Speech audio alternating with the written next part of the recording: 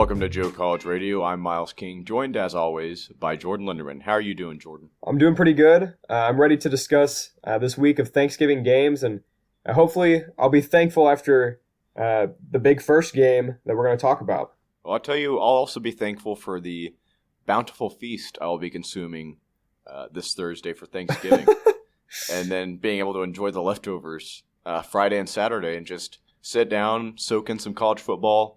The Pokes aren't playing this week, so I can just sit down and enjoy everything as an unbiased fan. It'll be really exciting. Definitely. But you better be biased towards the Razorbacks.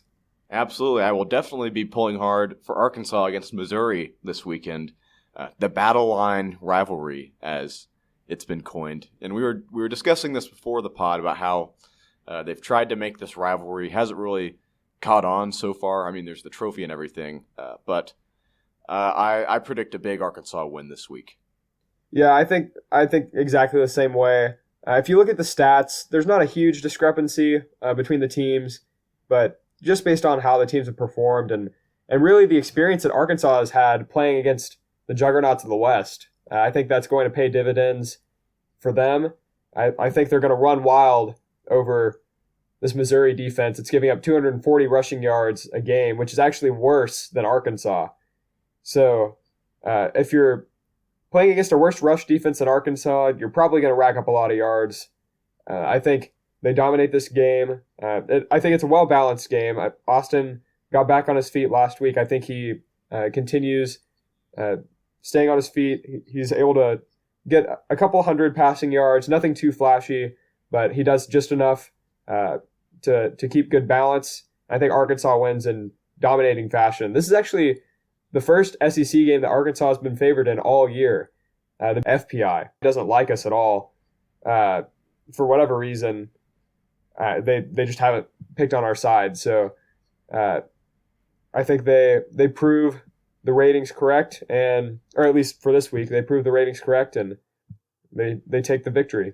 Yeah, and this Missouri team, ever since they won the SEC East their first 2 years, has just been in turmoil and in a tailspin. When Gary Pinkel stepped down because of his cancer diagnosis and all the protests on their campus, they just haven't fielded a strong team in recent years, and that's manifested itself on the field. All the turmoil and change within that program, and they're not going to make a bowl again this year. And I think because of how their program has gone the last couple of years, I think Arkansas is going to handle them quite easily once again. I agree. And on top of the fact that I think that Arkansas is just a better team going into Columbia, Missouri actually lost their starting running back who ran wild against Tennessee last week. He had 250 yards. They lost him due to 35 grams or less of marijuana. He was arrested for a drug possession. So that's probably their best player that just got taken out of the game. And it's going to hurt. It's going to make it an even worse loss for Missouri. And I'm sure they'll be wondering, I wonder what we could have done if we had Demaria Crockett. So I hope that he learns his lesson and he's reformed after his time in the clink. In the clink. All right. Well, I will... Like I said, I'll be sitting down with some leftover Thanksgiving food watching this game on Friday afternoon. And then later that night, I'll be watching Washington State take on the Huskies of Washington in Pullman in the Apple Cup. And this one is, for all intents and purposes, the Pac-12 North title game. Whoever wins this game will be headed to the Pac-12 championship. Yeah, and this one's a tough one to call. These are two teams that Washington's been pretty consistent all year, but Washington State was horrible for the first two games, then went on an 8-game win streak and lost us last week against Colorado. So they're a good team. We'll have to see how they respond after that loss. Washington's been more consistent, so my gut tells me to go with them, but I'm not exactly sure who to go with. If I had to put my money down now, not that I'm not suggesting that people gamble. I'm just saying if I were a betting man and I had to put money down now, I would have to go with Washington, but just based on the fact that I want some chaos to ensue in the college football playoff picture, I do want Washington State to win this game. Yes, one of the keys to OSU making the playoff is Washington losing. So I will be definitely rooting hard for a Washington State victory, but it should be an interesting matchup. Washington looked dominant all year up until that USC game. Granted, they hadn't played a tough schedule, and their game against Utah, they did struggle, but I think USC really exposed them. However, Washington State doesn't have the athletes USC does. Chris Peterson has been recruiting a lot, so he's got some very talented, very athletic guys. And it'll be eventually this game is going to be decided by which defense can slow down the other team's quarterback. Jake Browning, if you let him just sit back there and pick you apart, he's going to. He's a great game manager, great quarterback, doesn't turn the ball over too much. And Luke Falk, he playing in the Mike Leach system, he'll air it out all day long if you let him sit back. And so it's going to be whoever gets the best coverage, and if you can get some pressure early, maybe get a couple sacks, get them out of their rhythm, you have a great chance to win this game. Yeah, and keep in mind, Washington State is 3-0 against the spread as an underdog. So with the spread so small as only 6 points, there's not much of a difference between winning the game and losing by 6 or by less than 6. So they could easily get on the other side of that and get an outright victory here. But like you said, I think USC had the athletes that Washington State doesn't have. And Washington obviously has great athletes with the recruiting capability of Chris Peterson. I think they pull out a close one at home or on the road. Mm-hmm. Yeah, I will definitely be cheering for the Pirate of the Pacific in this one Friday night. Now let's go on to the game on Saturday. Michigan versus Ohio State. Huge one in Columbus. Last year, Ohio State ran away with this one in Ann Arbor.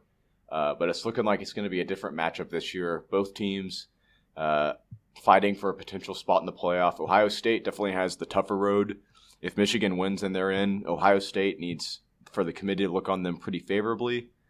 But it should be a great game. Jim Harbaugh versus Urban Meyer, two amazing coaches, some of the best in college football. And this will be a pleasure to sit down and watch. Yeah, and I mean, I've been saying that Michigan was going to win all year. I'm a little bit more hesitant on that right now, seeing that Wilton Speight isn't going to be playing in that game. I think that the backup did a good job. He's very similar to Wilton Speight in that, not in his stature, but in his production. I still think that Michigan's going to pull it out, but I'm not as firm in that decision as I was to start. I would love to see Ohio State win so that both Michigan, Ohio State are knocked out of the playoff picture, since neither of them will make it to the title game. But I'm essentially, if you listen to the review for Week 12, I'm pretty much just rooting for everything that'll get Oklahoma State into the playoff. As much as I've been advocating for the Wolverines all year, I do want Oklahoma State to get in over them, and I'll sacrifice my early season pick, putting them in the playoff, just to slot Oklahoma State in. See, I would disagree. I think that a Michigan win does a lot more for our playoff hopes than Ohio State, because I think I don't trust this committee to put us in over Ohio State, even though if we win Bedlam, but even with the conference title, I don't trust them to put us above an 11-1 Ohio State. Now by their definition, they're supposed to choose the 4 best teams, and what I concede that Ohio State probably has a better team in general than Oklahoma State, better coach. I probably would, but I mean, you gotta look. Why do you even play the games? You can just sit down preseason and pick out Alabama, Ohio State, Michigan, and USC. You all go play for the title game before the season. So I think hopefully the committee will take a hard look at those conference titles and look at it from there. But I'm not as optimistic about that as you are.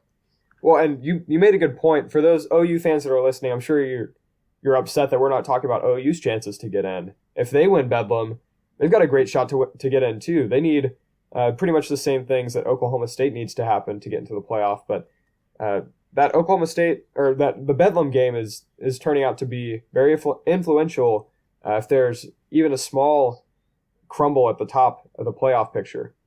Yeah, I mean, with the results of this weekend, it could be a play-in to the playoff. Could be the playoff a month early. Who knows? Now let's go on to the Iron Bowl, and usually this one is hotly contested, a lot of hype around it, but I've got to be honest, I don't think anybody is expecting Auburn to put up much of a fight in this game. I think everybody's, including myself, is predicting a big Bama victory here. Yeah, and Auburn's also 3-0 as an underdog against the spread, but the spread in this game is 18, so you don't expect much from Auburn. Really, all of their yards come from the running game, and with Alabama only giving up 69 yards a game on the run, which is absolutely incredible, with them only giving up that much, you can't expect Auburn to even have a shot in this game. Cameron Petway, you've had a great season, but you're going to meet Ashawn Robinson's best friends, the man that looked like he was 40 last year. And you should see this picture. I believe it was you that actually showed it to me, Miles, but for those of you that don't know, look up a picture of Ashawn Robinson playing basketball in high school. On his high school basketball team. It's the most insane thing. He looks like a 40-year-old man, but he's 280 pounds of complete muscle, just how Alabama builds him there. But getting back to the game, I don't think it's going to be close. The metrics point to a closer game than you would think, but I think Alabama comes out with a comfortable victory, and they waltz into the SEC championship game with few injuries and a lot of confidence. I would have to agree. I think this game gets taken care of early. I think it gets out of hand early. Of course, I would hope for the opposite. You know me, I love some chaos at the top of the rankings. But unfortunately, I just can't see that happening in this game. Now let's go on to a pivotal game in the Pac-12 South. Utah plays Colorado, and Utah has been eliminated from Pac-12 title game contention. But if Colorado wins, then they're in. And of course, if they lose, then USC gets the opportunity to go to the Pac-12 title game. So a big game for the Buffaloes, and this has really been a breakthrough season for them. They haven't been very relevant for quite a few years now, and quite a surprise to see them up in the top 10 sitting at 8-2. Or no, they're at 8-2. 9-2. No, 9-2. 9-2. Yeah, that's 9-2. Yeah, and the two losses being to a USC team that stumbled at the beginning but came on at the beginning or at the end of the year, and a Michigan team who's sitting at number 3. So Colorado's not. They're not like the Washingtons who had an easy schedule to get where they are. While they haven't played the big boys for the most part in conference, this will be their highest ranked conference foe yet. They've got a great shot to beat this team. They've faced similar opposition, a Michigan team that they scared at the beginning of the game. Well, Michigan eventually came back and won. I think that Colorado's going to win this game. For those of you who have listened all year, you know that I think that Utah is ridiculously overrated. I'm sure you're wondering why I even care enough to talk about how overrated Utah is. And to answer your question, I don't know. But I do think that they're ridiculously overrated. I'm glad that Colorado's getting the respect that they deserve after such a great season. I think they waltz into the championship game, and who knows? Maybe they beat the Pac-12 South champ or the Pac-12 North champion.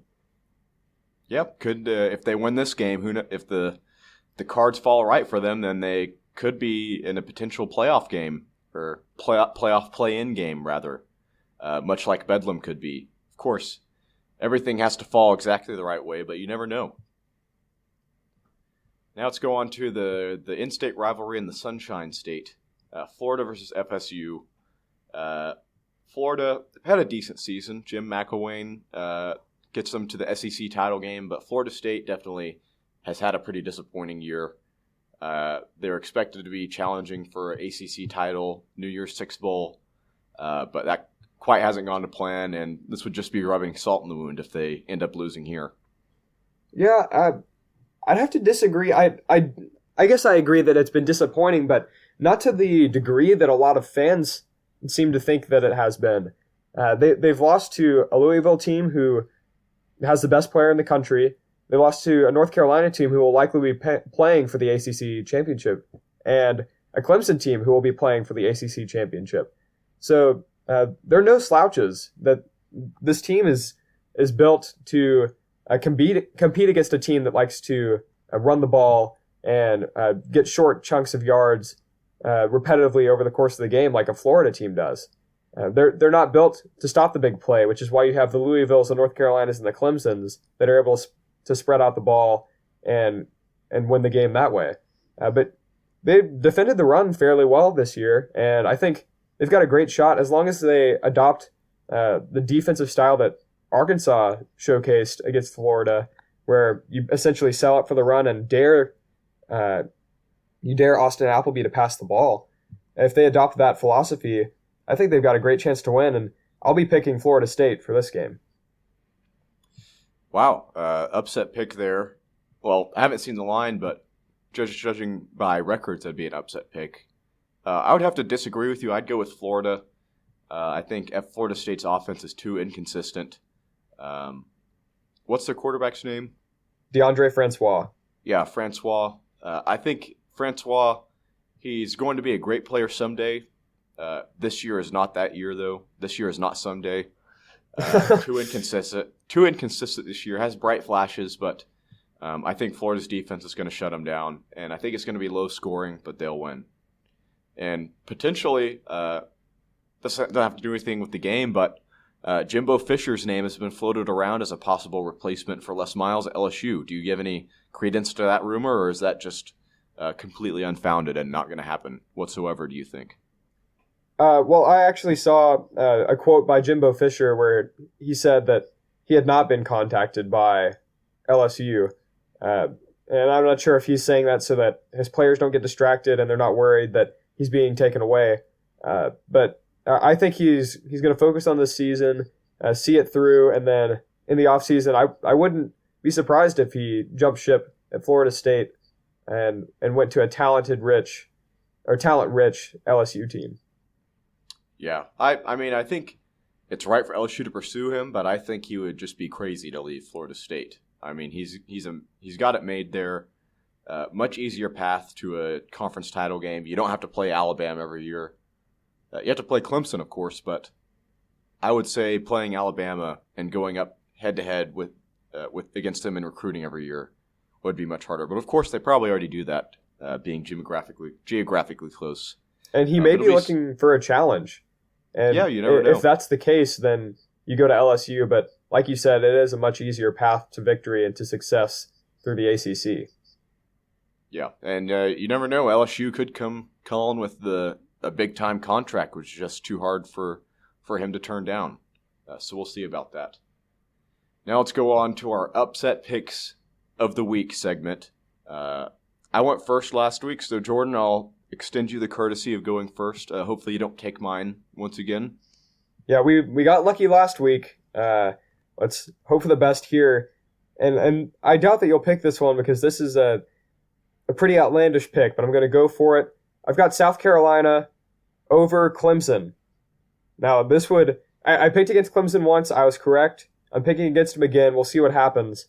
Ever since they've gotten their new quarterback, they're 3-1, and they've really been clicking on all cylinders other than their one loss that they dropped. But I expect them to do well. There's something about Clemson at home where they don't seem to show up. They lost to Pitt. They should have lost to NC State.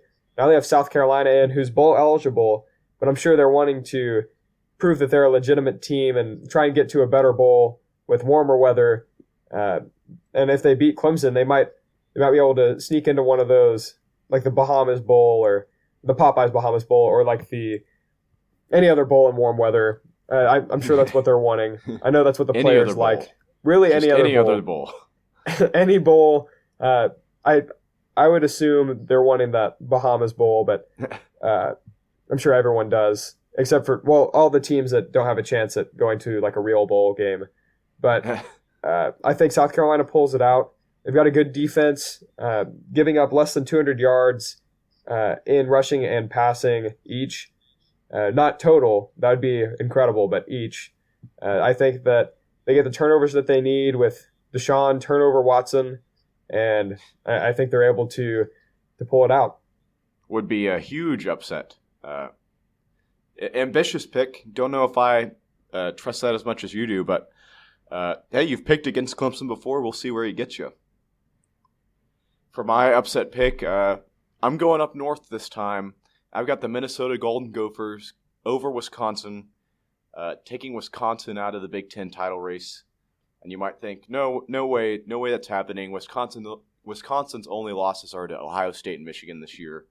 But Minnesota, they're 8-3, but all three of their losses have been 7 points or less, including a 3-point loss, barely losing against Penn State.